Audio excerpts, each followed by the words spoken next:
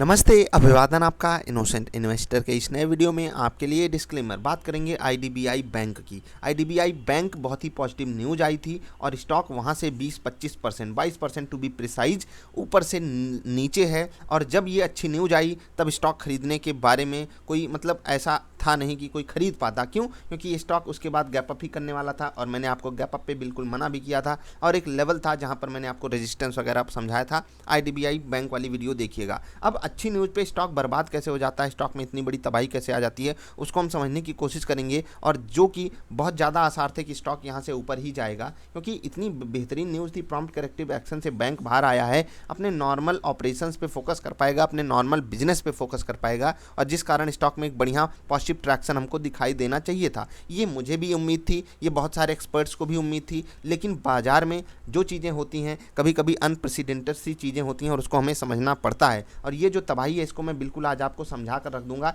एक एक चीज़ आपको बताऊंगा। पहली चीज़ तो मैं आपको हमेशा बोलता हूँ, गिरती हुई चाकू ना पकड़िए, चाहे पहले दिन गिर रही हो, चाहे दूसरे दिन, चाहे तीसरे दिन, चाहे इवन चौथे दिन। अब आप एक चीज़ ये देखिए, स्टॉक गैप अप करता है 16-17% का, उसके बाद लगातार प्रॉफिट बुकिंग और आप देख सकते हो लगातार 4 दिन की प्रॉफिट बुकिंग इतनी बड़ी हावी हो गई कि स्टॉक जो है जहां से भागा था उससे भी आकर नीचे क्लोज टू 8-10% नीचे ही ट्रेड कर रहा है। अब आप 8% के आसपास, तो आप समझिए कि यहाँ पर भी लोग बिकवाली क्यों कर रहे हैं, क्योंकि यहाँ के लोगों को काफ़ी ज़्यादा उम्मीदें थी कि स्टॉक ऊपर गया और बहुत से ऐसे लोग थे जो यहाँ पर खरीद कर ऊपर के लेवल पे भी नहीं बेचे और स्टॉक जब यहाँ पर आ गया तब उनको लग रहा है कि अभी और नीचे जा सकता है, इसलिए वहाँ से एग्जिट कर रहे हैं। लेकिन अब आपको मैं एक चीज़ समझाता हूँ फंडामेंटल बेसिस पे। अगर आप इस स्टॉक को देखोगे तो 32 रुपये के आसपास आपको अगर एवरेज बनाना है तो आप यहाँ से बाइंग इनिशिएट कर सकते हो। आराम से गिरता हुआ ये आपको मिल सकता है। कहाँ से उछल जाए, क्योंकि बहुत तगड़े से गिरावट आई है, कहाँ से उछल जाए कोई नहीं जानता। अब मैं गिरावट की बात कर लेता हूँ, गिरावट क्यों आई। देखो, सबसे पहली चीज़ यहाँ पर जो रेजिस्टेंस था उसको हर कोई समझाया था और मीडिया हाउसेस में तो आपको बहुत ऊंचे ऊंचे टारगेट दिए गए थे। अच्छी बात थी, टारगेट बुरे नहीं थे वो, लेकिन गलत समय पे आ जाते हैं। अगर कोई टारगेट आपको यहाँ पर देता तो आपको पॉजिटिव वे में एक बार के लिए निकलने का मौका भी मिलता, लेकिन आप यहाँ पर आकर अगर खरीदारी करने को बोलोगे बड़े टारगेट के लिए तो रिटेल इन्वेस्टर फंसता है। अब यहाँ पर गिरावट क्यों आई उसको मैं आपको समझा चुका हूँ। क्यों आई? क्योंकि लोगों की उम्मीदें जो थी वो स्टॉक से कुछ ज़्यादा ही थी और जो यहाँ पर मतलब बेचने वाले थे, मतलब जिनके पास स्टॉक काफ़ी दिनों से पड़ा हुआ है। और याद रखिएगा, जब भी कोई स्टॉक अपने बहुत पुराने रेंज से निकलता है, आप देखोगे ये स्टॉक में कितनी बड़ी तबाही, ऊपर गया था फिर से तबाही आई थी, आप देख सकते हो यहाँ पर गिरावट। जो पीछे के लोग फंसे थे इस रेंज में, यहाँ पर कितने बड़े मतलब लोग ट्रेड लेकर बैठे हुए थे और उनका रेट वापस आया भी था तो कुछ देर के लिए और फिर वापस नीचे चला गया था। तो बहुत लोगों के पास यहाँ पर पोजीशन थी, लोग अपना पेशेंस खो चुके थे। 2019 से लेकर 2021 आ गया था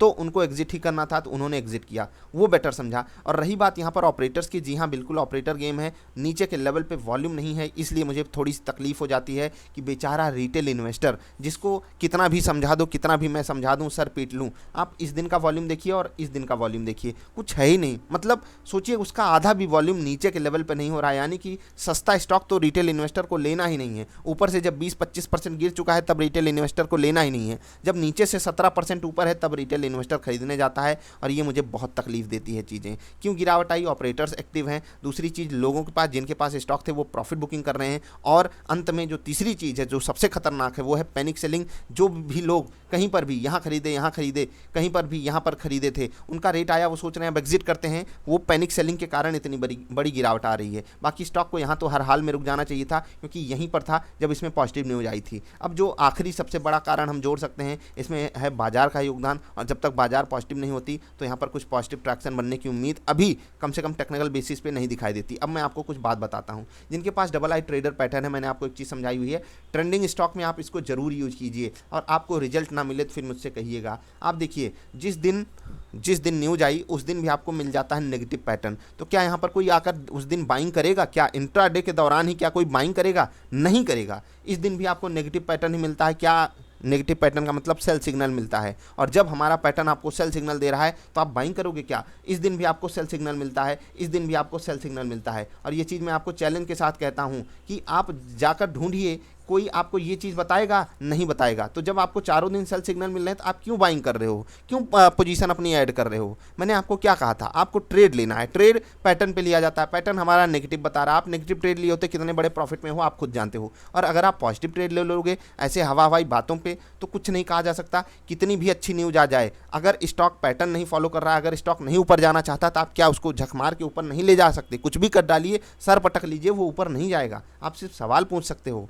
उस सवाल का जवाब यही आएगा भाई ये नेचुरल है, ऑपरेटर्स एक्टिव होंगे, बाजार गिरेगी, ठीक है, लोगों के पास पैनिक हो जाएगा, जिन लोगों के पास स्टॉक पड़ा है वो बेचना चाहेंगे, तो कहाँ से स्टॉक ऊपर जाएगा? नहीं जा सकता। अब बात करता हूँ कि क्या ये स्टॉक यहाँ पर खरीदना बुरा है? जी नहीं, खरीदना बुरा नहीं है। दिक्कत ये है इस स्टॉक के साथ कि पहली चीज़ तो ये छोटा सा स्टॉक है, छोटा सा प्राइस की मैं बात कर रहा हूँ, ठीक है, प्राइस भी छोटा है और जो इसका मार्केट कैप है वो भी छोटा है। तो यहाँ पर कम वॉल्यूम के साथ ही बड़ा मोमेंटम आ जाता है। अगर आप देखोगे इस दिन का हाईएस्ट वॉल्यूम हमसे बहुत कुछ कहना चाहता है, और उससे पहले ये जो 2 दिन के वॉल्यूम थे, मतलब यहाँ के जो लोग खरीदारी किए थे, मतलब न्यूज़ आने से पहले जो लोगों को न्यूज़ पहले से पता चल जाती है। और देखो ये चीज़ें हमको बड़ी बचकाना सी लग सकती हैं, आपको भी बड़ी बचकाना सी लग सकती हैं, सर आप ये क्या बात बोलते रहते हो। भाई मैं आपको ये चीज़ प्रूफ के साथ, प्रमाण के साथ दिखाता हूँ कि पीसीए से बाहर आ रहा है बैंक। क्या लोगों को नहीं पता चल सकता? अगर एक बंदे को भी पता चला, वो 4 को फ़ोन करेगा, 4 16 को फ़ोन करेगा, 16 जो है 64 को फ़ोन करेगा, और फिर ये लूप कितना बड़ा जा सकता है आपको पता है। और अगर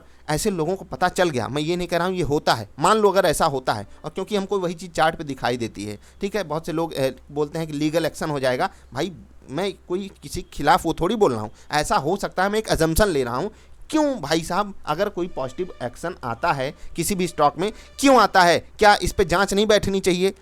जब पीसीए से आरबीआई बाहर कर रहा है, यानी कि आरबीआई की खबर बाहर लीक हो रही है। अगर नहीं हो रही है तो क्यों यहाँ पर इतना बड़ा वॉल्यूम आया था, क्यों इतने बड़े वॉल्यूम के साथ खरीदारी आई थी? और यही बड़ा वॉल्यूम यहाँ पर आप सबको स्टॉक थमा कर गया है, यहाँ पर बेचारा रिटेल इन्वेस्टर खरीदा है। हम क्यों नहीं खरीदे? क्योंकि हमको हमारा नेगेटिव पैटर्न मिल रहा था और बाइंग के अलावा कोई और अपॉर्चुनिटी हमको यहाँ पर दिखाई नहीं दे रही थी। शॉर्ट हमने किया नहीं, बाई हमसे किया नहीं जाएगा, क्योंकि हमारा पैटर्न हमसे खुद नेगेटिव बात बोल रहा है। तो सोच कर देखिए कि जब बड़े प्लेयर को यहाँ पर खरीद कर यहाँ पर एग्जिट करना है तो हम आप फंसेंगे नहीं तो क्या होगा? तो आपको ऊपर के लेवल पे फंसाया ही जाएगा, हमेशा फंसाया जाएगा। आज फंसाया गया है, कल भी फंसाया जाएगा। अगर आप आज नहीं संभलोगे, गलती से अगर आज आप बच भी गए तो कल को आप बर्बाद होना, मतलब आप बर्बाद हो गए। इसीलिए मैं कहता हूँ हमेशा एक रूल बना लीजिए, उसी रूल पे ही आप टिक कर ट्रेड कर पाओगे। अदरवाइज बहुत दिक्कतें हैं, बहुत कोहराम है इस बाज़ार में।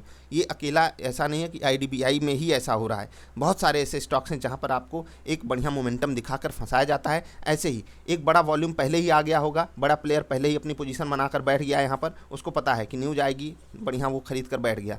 उसके बाद न्यूज़ आएगी तो स्टॉक 17% ऊपर खोलने का उसी का प्लान होता है कि खूब सारे एमओ ऑर्डर्स लगाओ, प्राइस खूब ऊपर ऊपर लगाओ, ऊपर खुले उसके बाद सेलिंग चालू कर दो। कुछ अगर यहाँ से बिकते हुए यहाँ तक भी बिकता हुआ आ गया तो भी आप बहुत बेहतरीन प्रॉफिट में निकलोगे, और उसको सारी बात पता होती है। आप सेंट्रल बैंक का एग्जांपल ले लीजिए, इंडियन ओवरसीज बैंक का एग्जांपल ले लीजिए, हर जगह ऐसे ही आपके लिए ट्रैप बनाया जाता है। बस एक पॉजिटिव न्यूज़ का इंतजार होता है, रिटेल इन्वेस्टर कूदेगा मीडिया के कहने पे, किसी के भी कहने पे नहीं कूदना होता है। मैं यही चीज़ आपको समझाता हूँ। आई होप आपको बातें समझ में आ गई होंगी। कोई नहीं बचा सकता, स्टॉक बुरा नहीं है, प्राइस भी इस वक्त जहाँ पर खड़ा है ये प्राइस भी बुरा नहीं है। अगर आपको लेना है हर हाल में लेना है, और आप दे सकते हो कुछ समय, क्योंकि ये स्टॉक आपसे समय मांग सकता है 2 से 3 साल। आपको अपनी वैल्यू का, जो भी आप वैल्यू लगा रहे हो उससे ज़्यादा आपको मिल रही है वैल्यू, क्योंकि ये स्टॉक LIC का बच्चा है। दूसरी चीज़, सरकार की भी इसमें बड़ी हिस्सेदारी है, और अगर ये बैंक प्राइवेट हो जाता है तो बुक वैल्यू भी इनकी बहुत बेहतरीन है, आपके पक्ष में ही है। बस दिक्कत ये है कि ये स्टॉक अगर आप ऐसा सोच कर लेते हो कि मुझे 10 दिन में रिटर्न दे दे, रातों रात करोड़पति बना दे, तो वो कभी नहीं हो पाएगा। इसमें मोमेंटम आ सकता है, मैं ये नहीं कह रहा हूँ मोमेंटम नहीं आएगा, लेकिन जब तक हमको पॉजिटिव पैटर्न पे पॉजिटिव ट्रेड नहीं मिलता, हम इसमें ट्रेड लेने के लिए आपको बिल्कुल मना करेंगे, ना ही इंट्राडे और ना ही स्विंग ट्रेड के लिए। तो यहाँ पर बिल्कुल आप अवॉइड कैटेगरी में इसको रखिएगा एज ऑफ नाउ। तो गिरावट अगर 32 तक हो जाती है तो एक बार के लिए हम कहेंगे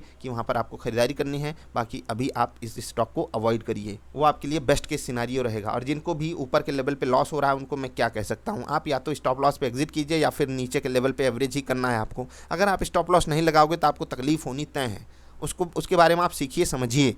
आज नहीं तो कल आपको सीखना ही पड़ेगा अगर मार्केट में रहना है। और मार्केट में खिलवाड़ करने आए हो, दूसरे लोगों को पैसा कमाने आए हो, तो भाई मैं कुछ नहीं कर सकता। हम मिलेंगे फिर से। अगर वीडियो पसंद आई तो लाइक कर देना। मुझे पता है बहुत लोगों को तकलीफ हो रही है इस स्टॉक को लेकर, लेकिन बीइंग एन इनोसेंट इन्वेस्टर मैं आपसे सिर्फ इतना कह सकता हूं भाई, जहां आप खड़े हो वहीं मैं भी खड़ा हूं। मुझे भी इस बाज़ार ने बहुत मार मारी है, इसीलिए मैं रूल्स पे आ गया, चीज़ों को समझने लगा। मैंने आपको डबल आई ट्रेडर पैटर्न भी दिया है, सारी चीज़ें मैंने आपको दे रखी है। और अगर आप फिर भी अपनी गलती करना चाहते हो, मैं कुछ नहीं कर सकता। मैंने आपको सिखाने की हर संभव कोशिश की है, हर जगह हमेशा आपको ट्रैप से बचाने की कोशिश की है। ढेर सारे स्टॉक्स में आप जाकर वीडियोज़ को देखिए, तब आपको बातें समझ में आएंगी। चाहे सेंट्रल बैंक हो, चाहे बर्गर किंग हो, चाहे आलोक इंडस्ट्रीज हो, चाहे यस बैंक हो, चाहे फ्यूचर ग्रुप हो, हर जगह मैंने आपको ऊपर के लेवल पे ही बचाने की कोशिश की है। आप नहीं बचाना चाहते तो मैं कुछ नहीं कर सकता। रियलिटी यही है कि रिटेल इन्वेस्टर को सही बातें समझ में नहीं आती हैं, क्योंकि उसमें कोई मिर्च मसाला नहीं होता है। अभी मैं कह देता कि 80 का टारगेट आएगा तो सब लोग आकर सुन लेते, और फिर बाद में अगर नहीं आया तो आप मेरा क्या बिगाड़ लोगे भाई। ये तो हर कोई आपको शुरुआत में डिस्क्लेमर देता है, ये मैं बार बार कहता हूँ। इस डिस्क्लेमर के कारण आप किसी भी इन्फ्लुएंसर का किसी भी टीवी वाले का कुछ बिगाड़ नहीं सकते। दिक्कत इस चीज़ की है। यहाँ पर ज़रूरी नहीं कि जो सामने वाला दे रहा हो आपको सही एडवाइस दे रहा हो सकता है उसका सिंपली वेस्टेड इंटरेस्ट हो सकता है वो जो थंबनेल बनाया है वो सिर्फ आपको वीडियो दिखाने के लिए बनाया है कि ऐड 2-4 चल जाए, उसको पैसा मिल जाए। एक एक वीडियो में 6-6 ऐड लोग लगा कर बैठे रहते हैं। क्या ये सब चीज़ें आपको नहीं दिखाई देती? वो अपना भला सोच रहे हैं या आपका भला सोच रहे हैं? रियलिटी समझने की कोशिश कीजिए, नहीं तो तबाही बहुत है। इस देश में तबाही बहुत है। चीज़ों को समझने की कोशिश कीजिए। हम मिलेंगे फिर से किसी अच्छी वाली वीडियोज़ में। तब तक के लिए नमस्कार।